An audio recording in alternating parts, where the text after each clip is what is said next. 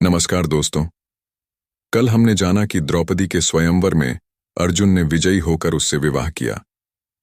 पांडवों के जीवित होने की खबर हस्तिनापुर पहुंची, जिससे धृतराष्ट्र खुश हुए, लेकिन दुर्योधन और कर्ण चिंतित हो गए। विदुर के माध्यम से धृतराष्ट्र ने पांडवों से संधि कर उन्हें आधा राज्य दिया, जो इंद्रप्रस्थ बना। इससे आगे की कहानी है जरासंध। इंद्रप्रस्थ में प्रतापी पांडव न्यायपूर्वक प्रजा पालन कर रहे थे। युधिष्ठिर के भाइयों तथा साथियों की इच्छा हुई कि अब राजसूय यज्ञ करके सम्राट पद प्राप्त किया जाए। इस बारे में सलाह करने के लिए युधिष्ठिर ने श्री कृष्ण को संदेश भेजा। जब श्री कृष्ण को मालूम हुआ कि युधिष्ठिर उनसे मिलना चाहते हैं, तो तत्काल ही वह द्वारका से चल पड़े और इंद्रप्रस्थ पहुंचे। युधिष्ठिर ने श्री कृष्ण से कहा, मित्रों का कहना है कि मैं राजसूय यज्ञ करके सम्राट पद प्राप्त करूं, परंतु राजसूय यज्ञ तो वही कर सकता है जो सारे संसार के नरेशों का पूज्य हो और उनके द्वारा सम्मानित हो। आप ही इस विषय में मुझे सही सलाह दे सकते हैं। युधिष्ठिर की बात शांति के साथ सुनकर श्री कृष्ण बोले, मगध देश के राजा जरासंध ने सब राजाओं को जीतकर उन्हें अपने अधीन कर रखा है। सभी उसका लोहा मान चुके हैं और उसके नाम से डरते हैं। यहाँ तक कि शिशुपाल जैसे शक्ति संपन्न राजा भी उसकी अधीनता स्वीकार कर चुके हैं और उसकी छत्रछाया में रहना पसंद करते हैं। अतः जरासंध के रहते हुए और कौन सम्राट पद प्राप्त कर सकता है? जब महाराज उग्रसेन का नासमझ बेटा कंस जरासंध की बेटी से ब्याह करके उसका साथी बन गया था, तब मैंने और मेरे बंधुओं ने जरासंध के विरुद्ध युद्ध किया था। 3 बरस तक हम उसकी सेनाओं के साथ लड़ते रहे, पर आखिर हार गए। हमें मथुरा छोड़कर दूर पश्चिम द्वारका में जाकर नगर और दुर्ग बनाकर रहना पड़ा। आपके साम्राज्याधीश होने में दुर्योधन और कर्ण को आपत्ति न भी हो, फिर भी जरासंध से इसकी आशा रखना बेकार है। बगैर युद्ध के जरासंध इस बात को नहीं मान सकता है। जरासंध ने आज तक पराजय का नाम तक नहीं जाना है। ऐसे अजेय पराक्रमी राजा जरासंध के जीते जी आप राजसूय यज्ञ नहीं कर सकेंगे। उसने जो राजे महाराजे बंदीगृह में डाल रखे हैं, किसी न किसी उपाय से पहले उन्हें छुड़ाना होगा। जब ये हो जाएगा, तभी राजसूय करना आपके लिए साध्य होगा। श्री कृष्ण की ये बातें सुनकर शांतिप्रिय राजा युधिष्ठिर बोले, आपका कहना बिल्कुल सही है। इस विशाल संसार में कितने ही राजाओं के लिए जगह है। कितने ही नरेश अपने अपने राज्य का शासन करते हुए इसमें संतुष्ट रह सकते हैं। आकांक्षा वह आग है जो कभी बुझती नहीं है। इसलिए मेरी भलाई इसी में दिखती है कि साम्राज्याधीश बनने का विचार छोड़ दूं और जो है उसी को लेकर संतुष्ट रहूं। युधिष्ठिर की यह विनयशीलता भीमसेन को अच्छी न लगी। उसने कहा, श्री कृष्ण की नीति कुशलता, मेरा शारीरिक बल और अर्जुन का शौर्य एक साथ मिल जाने पर कौन सा ऐसा काम है जो हम नहीं कर सकते? यदि हम तीनों एक साथ चल पड़ें तो जरासंध की शक्ति को चूर करके ही लौटेंगे। आप इस बात की शंका न करें। यह सुनकर श्री कृष्ण ने कहा, यदि भीम और अर्जुन सहमत हों तो हम तीनों एक साथ जाकर उस अन्यायी की जेल में पड़े हुए निर्दोष राजाओं को छुड़ा सकेंगे। परंतु युधिष्ठिर को यह बात न जैची। उन्होंने कहा, मैं तो कहूंगा कि जिस कार्य में प्राणों पर बन आने की संभावना हो, उसके विचार तक को छोड़ देना ही अच्छा होगा। यह सुनकर वीर अर्जुन बोल उठा, यदि हम यशस्वी भरतवंश की संतान होकर भी कोई साहस का काम न करें, तो धिक्कार है हमें और हमारे जीवन को।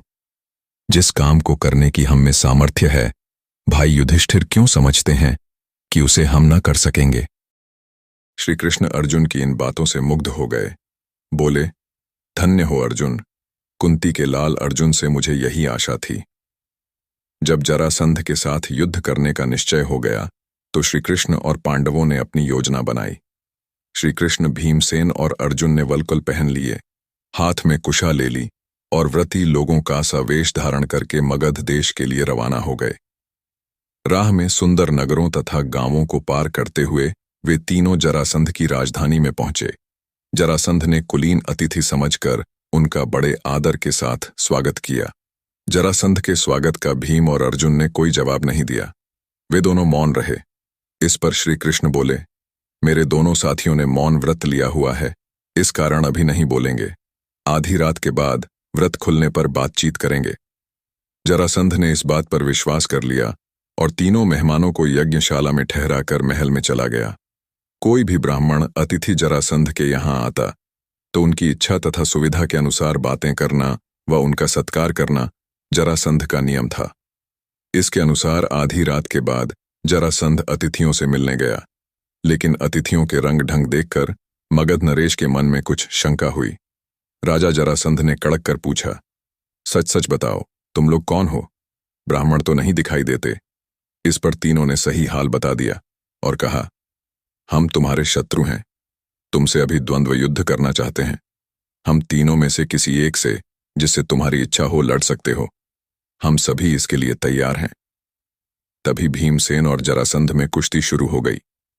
दोनों वीर एक दूसरे को पकड़ते, मारते और उठाते हुए लड़ने लगे। इस प्रकार पल भर भी विश्राम किए बगैर वे 13 दिन और 13 रात लगातार लड़ते रहे। 14वें दिन जरासंध थक कर जरा देर को रुक गया, पर ठीक मौका देखकर श्री कृष्ण ने भीम को इशारे से समझाया और भीमसेन ने फौरन जरासंध को उठाकर चारों ओर घुमाया और उसे जमीन पर जोर से पटक दिया। इस प्रकार अजेय जरासंध का अंत हो गया।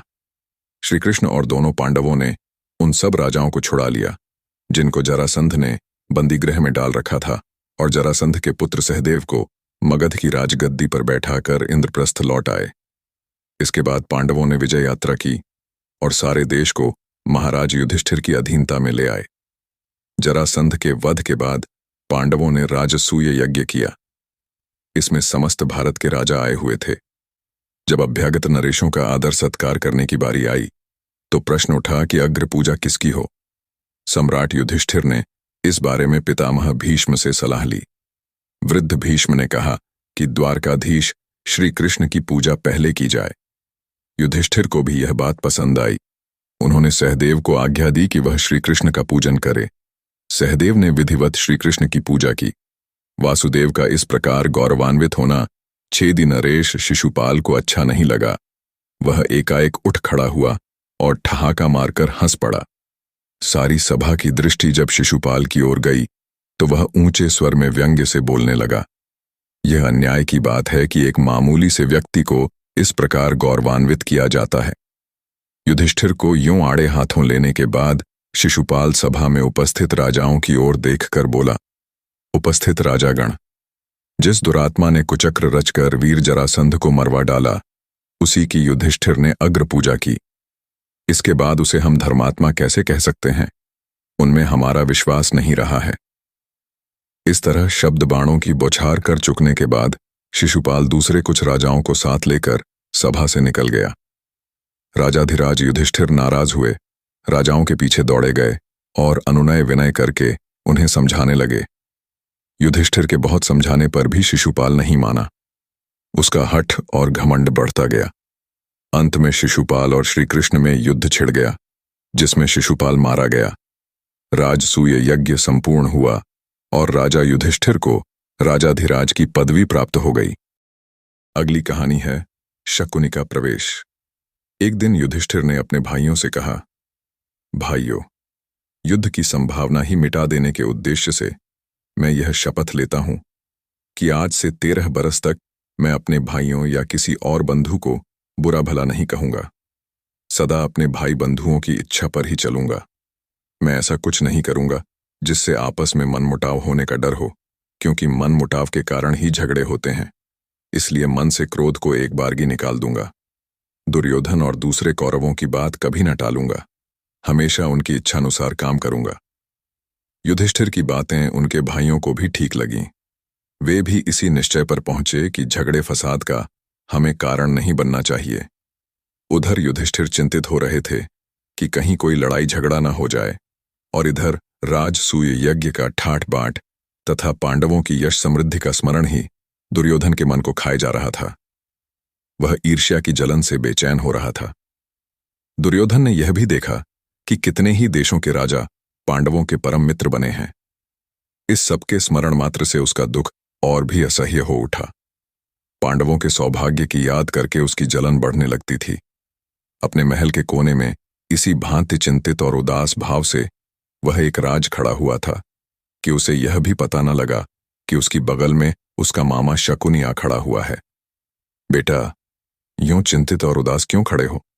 कौन सा दुख तुमको सता रहा है? शकुनी ने पूछा। दुर्योधन लंबी सांस लेते हुए बोला, मामा, चारों भाइयों समेत युधिष्ठिर ठाट बाट से राज कर रहा है। यह सब इन आंखों से देखने पर भी मैं कैसे शोक न करूं? मेरा तो अब जीना ही व्यर्थ मालूम होता है। शकुनी दुर्योधन को सांत्वना देता हुआ बोला, बेटा दुर्योधन, इस तरह मन छोटा क्यों करते हो? आखिर पांडव तुम्हारे भाई ही तो हैं। उनके सौभाग्य पर तुम्हें जलन नहीं होनी चाहिए। न्यायपूर्वक जो राज्य उनको प्राप्त हुआ है उसी का तो उपभोग वे कर रहे हैं। पांडवों ने किसी का कुछ बिगाड़ा नहीं है। जिस पर उनका अधिकार था वही उन्हें मिला है। अपनी शक्ति से प्रयत्न करके यदि उन्होंने अपना राज्य तथा सत्ता बढ़ा ली है तो तुम जी छोटा क्यों करते हो? और फिर पांडवों की शक्ति और सौभाग्य से तुम्हारा बिगड़ता क्या है? तुम्हें कमी किस बात की है? द्रोणाचार्य, अश्वत्थामा तथा कर्ण जैसे महावीर तुम्हारे पक्ष में हैं। यही नहीं, बल्कि मैं, भीष्म, कृपाचार्य, जयद्रथ, सोमदत्त सब तुम्हारे साथ हैं। इन साथियों की सहायता से तुम सारे संसार पर विजय पा सकते हो। फिर दुख क्यों करते हो? यह सुनकर दुर्योधन बोला, जब ऐसी बात है तो मामा जी, हम इंद्रप्रस्थ पर चढ़ाई हो क्यों ना कर दें? शकुनी ने कहा, युद्ध की तो बात ही ना करो, वह खतरनाक काम है। तुम पांडवों पर विजय पाना चाहते हो तो युद्ध के बजाय चतुराई से काम लो। मैं तुमको ऐसा उपाय बता सकता हूं जिससे बगैर लड़ाई के ही युधिष्ठिर पर सहज में विजय पाई जा सके। दुर्योधन की आंखें आशा से चमक उठीं। बड़ी उत्सुकता के साथ पूछा, मामा जी, आप ऐसा उपाय जानते हैं?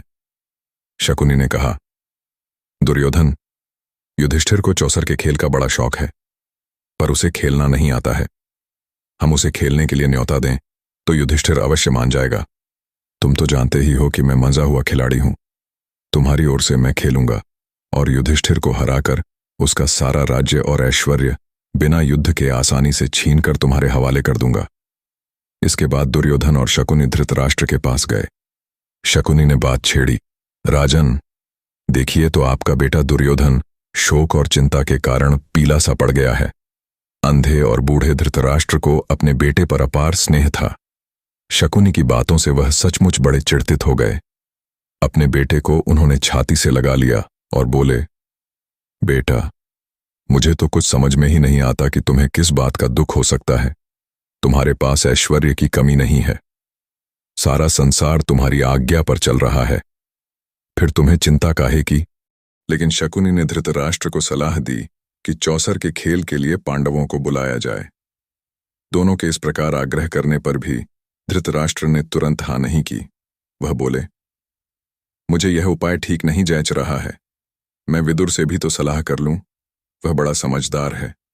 मैं हमेशा से उसका कहा मानता आया हूं। उसे सलाह कर लेने के बाद ही कुछ तय करना ठीक होगा। पर दुर्योधन को विदुर से सलाह करने की बात पसंद नहीं आई। धृतराष्ट्र बोले, जुए का खेल वैर विरोध की जड़ होता है। इसीलिए बेटा, मेरी तो यह राय है कि तुम्हारा यह विचार ठीक नहीं है। इसे छोड़ दो। दुर्योधन अपने हठ पर दृढ़ रहता हुआ बोला, चौसर का खेल कोई हमने तो ईजाद किया नहीं है। यह तो हमारे पूर्वजों का ही चलाया हुआ है। दुर्योधन के इस तरह आग्रह करने पर आखिर धृतराष्ट्र ने घुटने टेक दिए। बेटे का आग्रह मानकर धृतराष्ट्र ने चौसर खेलने के लिए अनुमति दे दी और सभा मंडप बनाने की भी आज्ञा दे दी। परंतु विदुर से भी उन्होंने इस बारे में गुपचुप सलाह की। विदुर बोले, राजन, सारे वंश का इससे नाश हो जाएगा। इसके कारण हमारे कुल के लोगों में आपसी मनमुटाव और झगड़े फसाद होंगे। इसकी भारी विपदा हम पर आएगी।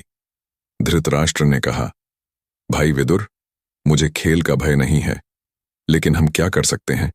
सो तुम ही युधिष्ठिर के पास जाओ और उसे मेरी तरफ से खेल के लिए न्योता देकर बुला लाओ। अपने बेटे पर उनका असीम स्नेह उनकी कमजोरी थी और यही कारण था कि उन्होंने बेटे की बात मान ली। दोस्तों, हमारी ऐसी कहानियां सुनने के लिए हमारे चैनल को सब्सक्राइब जरूर करें।